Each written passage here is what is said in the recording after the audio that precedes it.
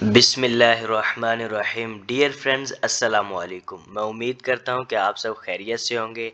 Dear friends, आज के इस लेक्चर में हम एक और फाइनेंशियल पोजीशन स्टेटमेंट और इनकम स्टेटमेंट का क्वेश्चन सॉल्व करेंगे। डियर फ्रेंड्स, जैसा कि हमने प्रीवियस लेक्चर में फाइनेंशियल स्टेटमेंट्स का ही क्वेश्चन सॉल्व किया था, डियर फ्रेंड्स आज के इस लेक्चर में हम अपने कॉन्सेप्ट्स को मजीद एनहेंस करेंगे और फाइनेंशियल स्टेटमेंट्स प्रिपेयर करेंगे। यहाँ पर डियर फ्रेंड, जैसे कि हमें ब्रैडबरी कंपनी की बोथ फाइनेंशियल स्टेटमेंट्स प्रिपेयर करनी है एट द ईयर 31 दिसंबर 2013, यानी बैलेंस शीट और इनकम स्टेटमेंट हम प्रिपेयर करेंगे। हमें जैसे कि ट्रायल बैलेंस और कुछ एडिशनल इन्फॉर्मेशन गिवन है, इसी की मदद से हम बैलेंस शीट और इनकम स्टेटमेंट प्रिपेयर करेंगे। फर्स्ट ऑफ ऑल हम इनकम स्टेटमेंट को प्रिपेयर करते हैं। डियर फ्रेंड, जैसे कि हम अकाउंटिंग स्टैंडर्ड्स को फॉलो करते हुए फर्स्ट हम ऑर्गेनाइजेशन का नेम लिखते हैं। यहाँ पर हमने ऑर्गेनाइजेशन का नेम मेंशन कर दिया। उसके बाद profit and loss statement prepare कर रहे हैं तो वो हम यहाँ पे मेंशन करेंगे और नीचे हम डेट मेंशन कर देंगे, ठीक है। उसके बाद अब इनकम स्टेटमेंट हम कहाँ से स्टार्ट करते हैं? सेल रेवेन्यू यानी नेट सेल से ही हम स्टार्ट करते हैं इनकम स्टेटमेंट प्रिपेयर करना।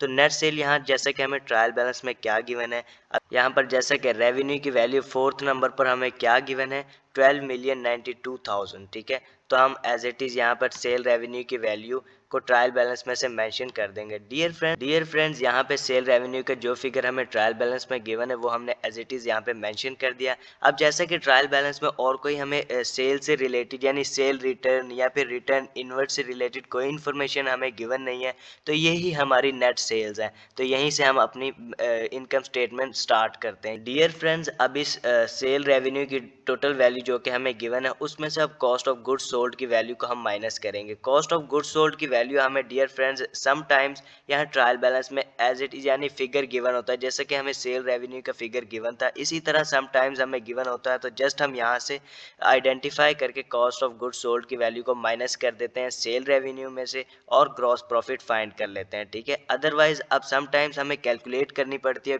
कॉस्ट ऑफ गुड्स सोल्ड की वैल्यू, जैसा कि यहाँ पर हमें कैलकुलेट करनी है।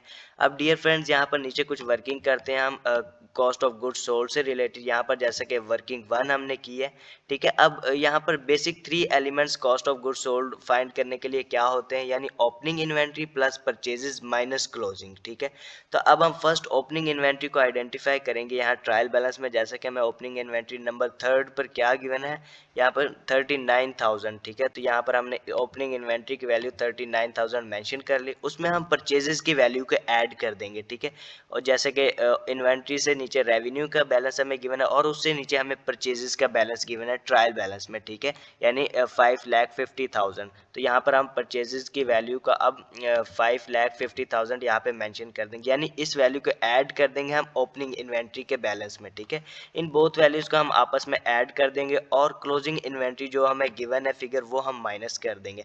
अब क्लोजिंग इन्वेंट्री का फिगर जैसे कि नीचे हमें एडिशनल इन्फॉर्मेशन है, फर्स्ट इन्फॉर्मेशन में ही गिवन है, inventory as 31 December 2013 was valued at 35,000। Accounting period यहाँ पे क्लोज हो रहा है, एंड पर यही हमारे पास बैलेंस पड़ा है इन्वेंट्री का, तो ये हमारा क्लोजिंग बैलेंस कहलाएगा इन्वेंट्री का।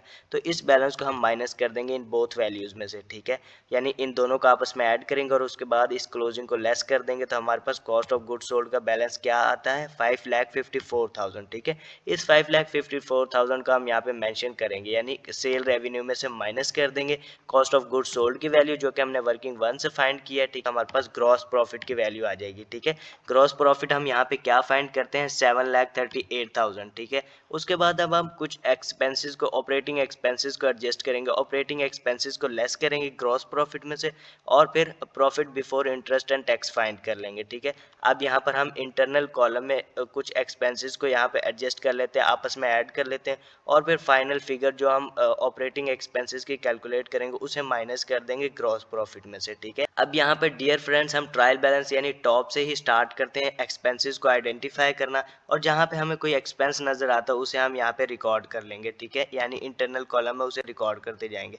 अब फर्स्ट जैसे कि ट्रायल बैलेंस में वैल्यू क्या गिवन है हमें? प्लांट एंड मशीनरी, ये हमारा एक नॉन करंट एसेट है, इसको हम फाइनेंशियल पोजीशन स्टेटमेंट जब प्रिपेयर करेंगे तो वहाँ नॉन करंट एसेट में रिकॉर्ड करेंगे, ठीक है। उसके बाद अलाउंस फॉर डेप्रिसिएशन, यानी इसी नॉन करंट एसेट की अकोमोलेटेड डेप्रिसिएशन हमें गिवन है। उसके बाद इन्वेंट्री एज 1 जनवरी 13 ये हमने एडजस्ट कर ली जब हमने कॉस्ट ऑफ गुड सोल्ड की वैल्यू फाइंड की थी, वहाँ पर हमने एडजस्ट कर ली। उसके बाद रेवेन्यू की वैल्यू को भी हमने रिकॉर्ड कर लिया यानी टॉप पर। उसके बाद परचेजेस को भी हमने एडजस्ट कर लिया और कैपिटल की वैल्यू को हम इक्विटी स्टेटमेंट में ट्रीट करते हैं, ठीक। उसके बाद डिस्ट्रीब्यूशन एक्सपेंस, ये हमारा एक एक्सपेंस है, इसे हम रिकॉर्ड करेंगे अपनी इनकम स्टेटमेंट में, ठीक है। डियर फ्रेंड्स, यहाँ पर डिस्ट्रीब्यूशन एक्सपेंसेस जो हमें ट्रायल बैलेंस में वैल्यू गिवन है, यानी यहाँ पे क्या वैल्यू गिवन है डिस्ट्रीब्यूशन एक्सपेंसेस की 1,16,000, यहाँ पर हमने 1,16,000 को रिकॉर्ड कर लिया। उसके बाद हम नीचे देखते हैं कि डिस्ट्रीब्यूशन एक्सपेंसेस से रिलेटेड हमें अगर कोई ट्रांजेक्शन गिवन है जो हमें एडजस्ट करनी हो तो वो हम पहले एडजस्ट करते हैं, उसके बाद फाइनल वैल्यू को यहाँ पर लिखेंगे, ठीक है। डियर फ्रेंड्स, यहाँ पे जैसे कि ट्रांजैक्शन सी एडिशनल इन्फॉर्मेशन में हमें क्या गिवन है, there are accrued distribution expenses of 7,500 and prepaid administrative expenses of 4,000, ठीक है। यहाँ पर डिस्ट्रीब्यूशन, फर्स्ट हम डिस्ट्रीब्यूशन की कैलकुलेशन कर रहे हैं डिस्ट्रीब्यूशन एक्सपेंसेस की, जैसे कि डिस्ट्रीब्यूशन एक्सपेंसेस एक्रूड भी हैं हमारे कुछ 7,500, यानी इस अमाउंट को भी हम उस एक्सपेंसेस में ऐड कर देंगे जो कि हमें ट्रायल बैलेंस में गिवन है, क्योंकि ये भी हमारे एक्रूड हैं, ठीक है। ठीक है, तो यहाँ पर हम ऐड कर लेंगे 1,16,000 प्लस 7,500, ठीक है। 7,500 को हम यहाँ पे ऐड कर लेंगे, इन दोनों वैल्यूज को आपस में ऐड करेंगे तो हमारे पास डिस्ट्रीब्यूशन एक्सपेंसेस की टोटल वैल्यू क्या आती है यहाँ पे 1,23,500, वो हम रिकॉर्ड कर लेंगे यहाँ पे। उसके बाद एडमिनिस्ट्रेटिव एक्सपेंसेस की तरफ चलते हैं। उसके बाद एडमिनिस्ट्रेटिव एक्सपेंसेस की वैल्यू हमें क्या गिवन है, जैसे कि ट्रायल बैलेंस में 2,41,000, तो यहाँ पर हम फर्स्ट 2,41,000 को यहाँ पे रिकॉर्ड कर लेंगे और नीचे आप देखेंगे कि एडमिनिस्ट्रेटिव एक्सपेंसेस से रिलेटेड क्या इन्फॉर्मेशन हमें गिवन है। जैसे कि ये ट्रांजैक्शन सी को ही कंप्लीट पढ़े तो आगे उसने कहा है कि and prepaid administrative expenses of 4,000, उसने कहा है कि 4,000 की अमाउंट जो है वो अभी हमारी प्रीपेड है एडमिनिस्ट्रेटिव एक्सपेंसेस की। अब जैसे कि हम इनकम स्टेटमेंट में जो जस्ट एक्सपेंसेस को चार्ज करते हैं, याद रहे डियर फ्रेंड्स, अगर हमारा कोई भी एक्सपेंस प्रीपेड होता है, जब तक वो हमारा एक्सपेंस कोई भी प्रीपेड होता है तो वो हमारा एक एसेट कहलाता है, ठीक है। उसे हम एसेट में रिकॉर्ड करते हैं, करंट एसेट में, ठीक है। और जब वो कंज्यूम हो जाता है, यूटिलाइज हो जाता है, तो वो फिर हमारा एक्सपेंस बन जाता है, ठीक है। तो यहाँ पर अब जैसे कि 4,000 अभी प्रीपेड है, तो इस जो कि ट्रायल बैलेंस की टोटल वैल्यू है हमारी एडमिनिस्ट्रेटिव एक्सपेंस की 2,41,000, उसमें से प्रीपेड यानी 4,000 को हम माइनस कर देंगे तो हमारे पास टोटल वैल्यू क्या आती है एडमिनिस्ट्रेटिव एक्सपेंसेस की, जो कि हम इनकम स्टेटमेंट में चार्ज करेंगे 2,37,000, ठीक है। वो हम चार्ज करेंगे इनकम स्टेटमेंट में एज एन एक्सपेंस। उसके बाद नेक्स्ट टाइम चलते हैं, इससे नीचे ट्रायल बैलेंस में जैसे कि हमें बेड डेट्स की वैल्यू गिवन है, बेड डेट्स भी हमारा एक एक्सपेंस है, ठीक है। अब बेड डेट से रिलेटेड देख लेंगे, नीचे कोई इन्फॉर्मेशन अगर हमें गिवन है तो वो भी एडजस्ट कर लेंगे पहले। जैसा कि नीचे कोई ट्रांजैक्शन नहीं है हमें गिवन, बेड डेट्स एक्सपेंस है, यानी यही हमारे एक्सपेंसेस है। उसके बाद अलाउंस फॉर डाउटफुल डेट्स हमारा एक एक्सपेंस है, ठीक है। डियर फ्रेंड्स, जैसे कि अलाउंस फॉर डाउटफुल डेट्स से रिलेटेड हमें क्या इन्फॉर्मेशन गिवन है, जैसे कि ट्रांजेक्शन डी में हमें बताया गया है कि अकाउंट रिसीवेबल का 2% हमने अलाउंस फॉर डाउटफुल डेट्स की वैल्यू को एस्टिमेट किया है साल के एंड पर, ठीक है। तो अब जैसे ही हम 2% लेंगे अकाउंट रिसीवेबल, यानी अकाउंट रिसीवेबल का बैलेंस हमें क्या गिवन है ट्रायल बैलेंस में, यहाँ पर जैसे कि हमें अकाउंट रिसीवेबल का बैलेंस हमें 2 लाख का गिवन है। अब 2 लाख का जैसे ही हम 2% लेंगे तो हमारे पास क्या वैल्यू आती है 4,000, ठीक है। अब 4,000 हमारे पास वैल्यू आती है, लेकिन अब हम देखेंगे कि अलाउंस फॉर डाउटफुल डेट्स की वैल्यू हमने स्टार्ट में क्या रिकॉर्ड की हुई है। जैसे कि यहाँ ट्रायल बैलेंस में हमें गिवन है 6,000, यानी 6,000 की वैल्यू हमने अलाउंस फॉर डाउटफुल डेट्स की वैल्यू रिकॉर्ड की हुई है पहले से ही, ठीक है। और हम साल के एंड पर कितने एस्टिमेट कर रहे हैं अलाउंस फॉर डाउटफुल डेट्स की वैल्यू को 4,000, यानी 2% अकाउंट रिसीवेबल का, ठीक है। 4,000 का हमारे पास अलाउंस फॉर डाउटफुल डेट्स का एक्सपेंस एस्टिमेट कर रहे हैं ना हम, ठीक है, रिकॉर्ड कर रहे हैं। तो बाकी का 2,000 तो हमारी अभी इनकम है, यानी वो अभी एडवांस में ही हमारे रिकॉर्ड है अलाउंस फॉर डाउटफुल डेट्स की वैल्यू। ये सारे एक्सपेंसेस की ट्रीटमेंट हम कर रहे हैं तो वो वाली इनकम हम माइनस में लिख लेंगे, ठीक है। ये हम 2,000 यहाँ पे माइनस में लिख लेंगे क्योंकि ये हमारी इनकम है अभी, ठीक है, यानी एडवांस में ही रिकॉर्ड हुए हैं हमारे अलाउंस फॉर डाउटफुल डेट्स की वैल्यू, ठीक है।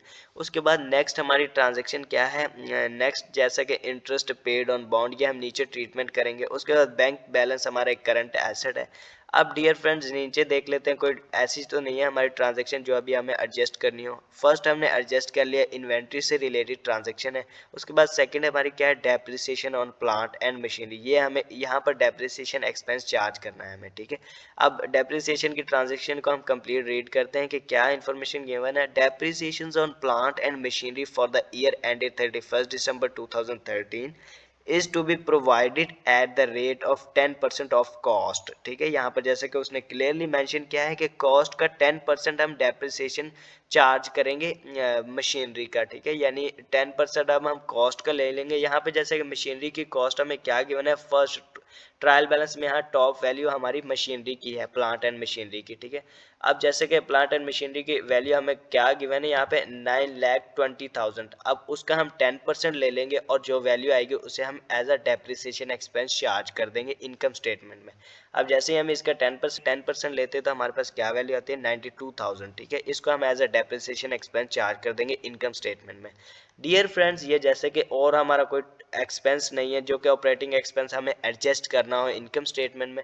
यानी अब हमारा क्या है, इंटरेस्ट हमें पेड, यानी वो वाला एक्सपेंस हमारा रह गया, वो अभी नीचे हम एडजस्ट करेंगे, ठीक है। तो जस्ट यहाँ इन चारों पांचों जो हमारे ऑपरेटिंग एक्सपेंसेस है इनको आपस में ऐड कर देंगे तो हमारे पास टोटल एक्सपेंसेस यानी ऑपरेटिंग एक्सपेंसेस की वैल्यू क्या आती है, 4,74,000, ठीक है। ऑपरेटिंग एक्सपेंसेस की वैल्यू हमने माइनस कर दी ग्रॉस प्रॉफिट में से, तो हमने profit before interest and tax क्या फाइंड किया है, 2,64,000, ठीक है। अब उसके बाद हमारे पास अगर इंटरेस्ट पेड हमने कुछ किया है तो वो हम माइनस कर देंगे इसमें से। अब यहाँ पे डियर फ्रेंड जैसे कि ट्रायल बैलेंस में ही क्लियरली डिफाइंड हुआ है, ठीक है, कि यहाँ पर जैसे कि अलाउंस फॉर डाउटफुल डेट्स की वैल्यू के नीचे कि interest paid on bond is 12,000, यानी ये हमने इंटरेस्ट पेड यानी इंटरेस्ट एक्सपेंस पे किया है, ठीक है। तो हम 12,000 की वैल्यू को यहाँ पे माइनस कर देंगे एज अ इंटरेस्ट पेड किया जो हमने, वो हमने माइनस कर दिया इसमें से। उसके बाद dear friends profit before tax हम क्या फाइंड करते हैं, 2,52,000, ठीक है। अब उसके बाद जैसा कि टैक्स से रिलेटेड तो कोई इन्फॉर्मेशन हमें गिवन है, यानी कोई हम टैक्स पे नहीं कर रहे, तो यही हमारा प्रॉफिट है, profit after tax. Profit after tax क्या हम फाइंड करते हैं डियर फ्रेंड्स, 2,52,000, ठीक है। इस तरह हम इनकम स्टेटमेंट प्रिपेयर करते हैं, यानी ये हमने इनकम स्टेटमेंट प्रिपेयर की। अब डियर फ्रेंड्स यही प्रॉफिट आफ्टर टैक्स जो हमने कैलकुलेट किया है इसे ही हम इक्विटी स्टेटमेंट जब प्रिपेयर करेंगे तो वहां पर हम इसे ऐड करेंगे, यानी इस वैल्यू को वहां पे यूज करेंगे। अब डियर फ्रेंड्स हम बैलेंस शीट प्रिपेयर करते हैं इसी क्वेश्चन की, यानी इनकम स्टेटमेंट हमने प्रिपेयर कर ली। अब बैलेंस शीट प्रिपेयर करते हैं तो बैलेंस शीट डियर फ्रेंड्स भी इसी तरह हम करते हैं, यानी टाइटल फर्स्ट हम ऑर्गेनाइजेशन का नेम लिखते हैं।